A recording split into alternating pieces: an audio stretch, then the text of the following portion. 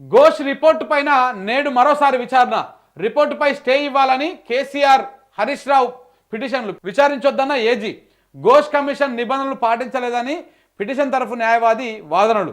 విచారణ శుక్రవారంకు వాయిదా పడ్డది. ఇక్కడ ఏం జరిగిందంటే పిటిషన్ పోయినప్పుడు హైకోర్టు అడిగింది.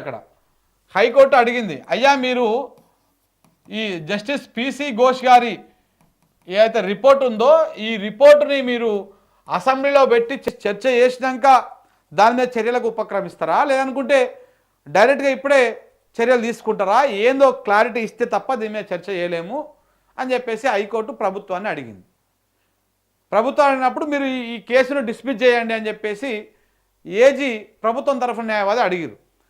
అలా కాదు, మీరు ఏం చేస్తారో చెప్పండి క్లారిటీగా అని చెప్పినప్పుడు ఇప్పుడే చెప్పలేండి, రేపు చెప్తా, రేవంత్ రెడ్డిని అడిగి చెప్తా అని చెప్పేసి ఆయన అడిగిండు.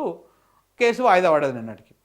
ఇవాళ మళ్ళా కోర్టుకు ప్రభుత్వం తరఫున అడ్వకేట్ జనరల్ పోయి చెప్తాడు, మేము అసెంబ్లీలో పెడతామా లేదనుకుంటే ఇది చేస్తామా అని చెప్పేసి. పబ్లిక్ డొమైన్లో ఇప్పటిదాకా పెట్టలే ఆ రిపోర్ట్ని. వీళ్ళే ఆ రిపోర్ట్ చదివి ప్రభుత్వం నుంచి ఓ 60 పేజీలు 650 పేజీల జస్టిస్ పిసి ఘోష్ గారి కమిషన్ రిపోర్ట్ని వీళ్ళు చదివి దాంట్లో 60 పేజీలు తీసుకొచ్చి ఇగో ఇదే రిపోర్టు అని చెప్పేసి మొత్తం ఏదో పొలిటికల్ స్టేట్మెంట్ లెక్క ఇచ్చిర్రు. ఆ రోజు మనం ఆల్రెడీ దాని మీద డిస్కషన్ చేసినాం. ఇప్పుడు ఆ రిపోర్టు బయట పెడతలేరు ఒకటి, ఆ రిపోర్టు మీద అసలు స్టే ఇవ్వండి, అదేందో మొత్తం ఒక పార్టీకి కొమ్ముగాసి రాసినట్టుగా ఉన్నది ఆ రిపోర్టు అని చెప్పేసి వీళ్ళు కోర్టులో కేసు వేసారు. కేసీఆర్ గారు అలాగే హరీష్ రావు గారు. ఆ కేసు విచారణ సందర్భంగా జరిగినటువంటి వాదనలు ఇవి హైకోర్టులో. చూడాలి ఇవాళ ఏం జరుగుతుంది అనేది.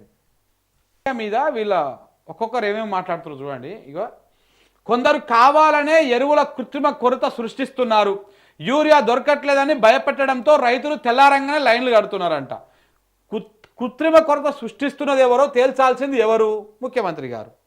ఇప్పుడు ఈయన ఏమన్నాడు, కావాలనే కొందరు ఎరువులని కృత్రిమ కొరత సృష్టిస్తూ ఉన్నారంటే ఒకవేళ అట్లా సృష్టించేది ఎవరు, ఆ కుట్రకు పాల్పడేది ఎవరు, తేల్చాల్సింది ఎవరు?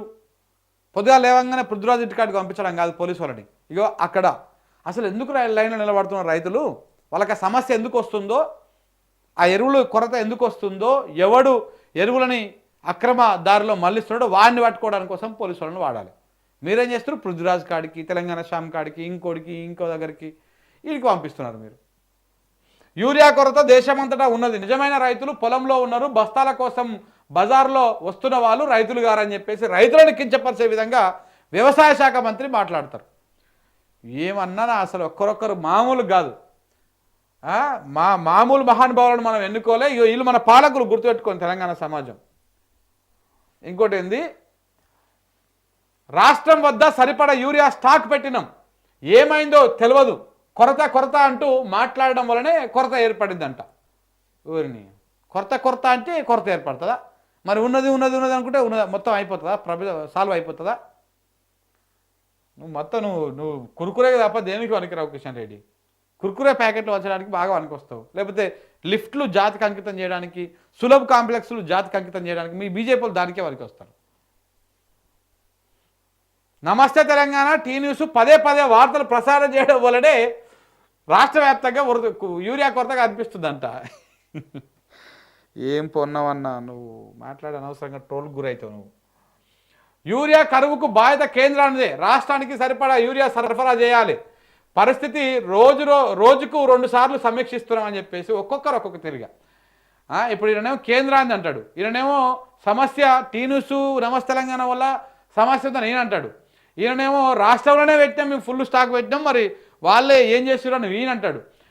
ఈయనేమంటాడు, అసలు ఆడ రైతులే లేరు, ఆ లైన్ నిలబడతారు రైతులు గారు, అసలైన రైతులు పొలాలలో ఉన్నారు, ఈ రైతులు రైతులే గారు అని చెప్పేసి ఈయన మాట్లాడతాడు. ఈయనేమో అసలు కొందరు కృత్రిమ కొరత సృష్టిస్తూ ఉన్నారు, ఎరువులు బాగున్నాయి మన దగ్గర అని చెప్పేసి ఈయన చెప్తాడు. ఇక వీళ్ళ లోపలనే ఈయన ఒక్కరిని పక్కన పెడితే వీళ్ళంతా ప్రభుత్వమే.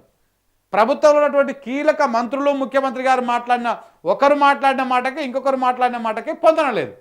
యూరియా 0, మార్క్ఫెడ్ వద్ద అడుగంటిన బఫర్ స్టాక్ అంట.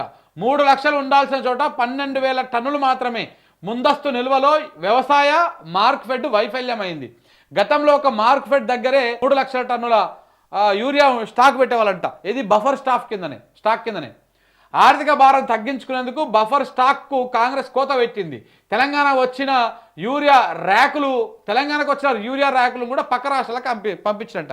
మరి ఏడికి పంపించిండో? ఇటు కర్ణాటక పంపించిండో లేకపోతే గురువు గారికి చంద్రబాబు నాయుడుకి పంపించిండో? భారీ వర్షాలతోనే మేడిగడ్డ కుంగింది, అది డిజైన్ ఇంజనీర్ వైఫల్యం కాదు. హైకోర్టులో కేసీఆర్ హరీష్ రావు తరఫు వాదనలు. కమిషన్ రిపోర్ట్ రద్దు చేయాలని, తుది తీర్పు కంటే ముందు తమపై చర్యలు తీసుకోకుండా చూడాలని వినతి. ప్రజల సొమ్ము నీళ్ళ లెక్క ఖర్చు పెట్టినా నీళ్లు ఎత్తిపోయలేని దుస్థితి రాష్ట్ర ప్రభుత్వం అంటుంది అట్లని. అయితే ఇక్కడ వార్త వెలుగు పత్రిక ఎందుకు తీసుకున్నది అంటే, ఇప్పుడు ఈ మధ్య తెలంగాణ సమాజం నుంచి ఒక డిమాండ్ వస్తూ ఉన్నది, ఒక అనుమానం వస్తూ ఉన్నది. మేడిగడ్డ బ్యారేజ్ కుంగిందా లేకపోతే మేడిగడ్డ బ్యారేజ్ని కూల్చిర్రా? అంటే మీన్స్ ఆ కుంగడానికి ఏమన్నా బాంబులు గట్రా పెట్టిర్రా? మన ఆర్ఎస్ ప్రవీణ్ కుమార్ గారు అదే అంశం మీద మాట్లాడారు, అంతకుముందుకు వి ప్రకాష్ గారు మాట్లాడారు, అంతకుముందుకు కేటీఆర్ గారు మాట్లాడారు. చాలామంది తెలంగాణ సమాజం, తెలంగాణ వాదుల మెదళ్లలో అదే నానుతూ ఉన్నది, అదే ప్రశ్న మెదలాడుతూ ఉన్నది. అసలు ఎట్టెట్ట ఊలుతుంది, అట్టెట్ట కుంగుతుంది? 2 పియర్స్ మొత్తం ఆ నుంచి ఇందాకున్నటువంటి పియర్స్లలో కేవలం 2 పియర్స్ ఎట్లా కుంగుతుంది? అది కూడా దోసకావాలంటే ఎట్లా ఒక పిల్లర్ మధ్యలోకి వెళ్ళి ఎట్లా పగుళ్ళు వస్తాయి? ఒకవేళ మనం ఇండ్లు కడతాం, మనం పిల్లర్లు పోస్తాం, పిల్లర్లు ఎక్కడైనా క్రాక్ వస్తాయా? వస్తే గోడలు వస్తాయి, కిందంగా ఉన్నటువంటి ఏమైనా వస్తాయి, కానీ పిల్లర్లు క్రాక్ రావు. కానీ ఇక్కడ పిల్లర్లు ఇట్లా నెట్టలో దోసకాయనట్టు వలిగింది. అట్టెట్ట అదైతే అర్థమవుతలేదు. దీని వెనకాల ఏదో కుట్ర కోణం ఉంది.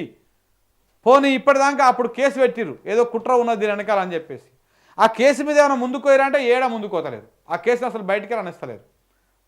చర్చ అంతా ఇంకో తిరిగా పోతూ ఉన్నది. అసలు దొంగలు ఎవరో బయటపడేటువంటి పరిస్థితి కనపడతా ఉన్నది.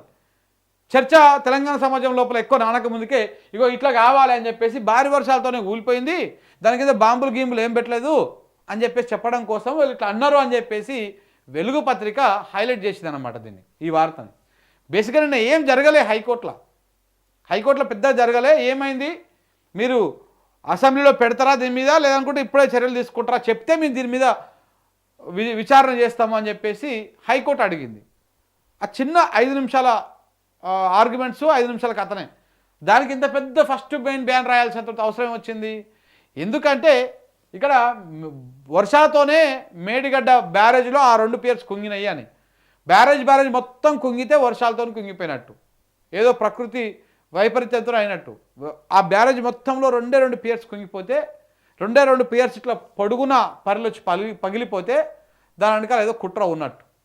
దాంట్లో ఏం అనుమానం లేదు. నువ్వు ఎన్ని రాసినా కానీ, ఎన్ని కవర్ డ్రైవ్లు రాసినా ఉపయోగం లేదు. ఇంకా జిఎస్టీలో 12% 28% స్లాబ్లు ఎత్తివేస్తా ఉన్నారంట. హెల్త్, లైఫ్ ఇన్సూరెన్స్ ప్రీమియం పైన జిఎస్టీ రద్దు చేయాలని ప్రతిపాదనలు పెట్టారంట. మంచిది, పెట్టండి, తీసేయండి ఆ జిఎస్టీని. సిగరెట్లు, టొబాకో, లగ్జరీ కార్లపై మాత్రం 40% అంట. సెప్టెంబర్ మొదటి వారంలో జిఎస్టీ కౌన్సిల్ భేటీ, అందులోనే తుది నిర్ణయం అని చెప్పేసి ఒక వార్త. ఇక 5%, 18% స్లాబ్లే ఉండే ఛాన్స్ ఉన్నది. జిఎస్టీ మంత్రుల బృందం ఆమోదం తెలిపిందంట. 5% ఉంటుంది, 18% ఉంటుంది. ఈ 5%లకు కొంచెం ఎక్కువ పెట్టండి. నిత్యావసరాలు ఇట్లాంటివన్నీ కూడా ఈ 5%లో పెడితే కొంత రిలీఫ్ అని వస్తుంది.